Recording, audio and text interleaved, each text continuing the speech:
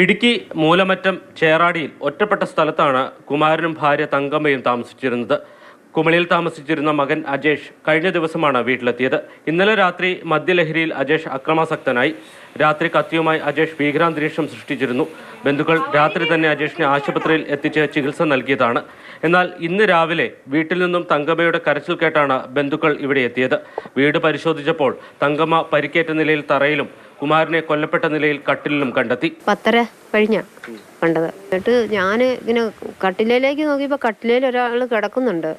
അന്നേരം അതെൻ്റെ ആങ്ങളെയാന്ന് എനിക്ക് മനസ്സിലായി. വിളിച്ചപ്പോൾ വിളി കേട്ടില്ല. അത് ഒട്ടു നോക്കിയപ്പം ഭയങ്കര തണുത്ത് മഞ്ഞുകട്ട പോലെ തണുപ്പായിട്ടായിരിക്കുന്നത്. പരിക്കേറ്റ തങ്കമ്മയെ കോട്ടയം മെഡിക്കൽ കോളേജിൽ എത്തിച്ചെങ്കിലും മരണം സംഭവിക്കുകയായിരുന്നു. അജേഷിനായി പോലീസും നാട്ടുകാരും വീടിന് സമീപത്ത് തിരച്ചിൽ നടത്തിയെങ്കിലും കണ്ടെത്താൻ കഴിഞ്ഞില്ല. മദ്യപിക്കുന്ന സ്വഭാവം ഉണ്ടായിരുന്നുവെങ്കിലും അജേഷ് അക്രമവാസനയുള്ള ആളായിരുന്നില്ലെന്നാണ് ബന്ധുക്കൾ പറയുന്നത്.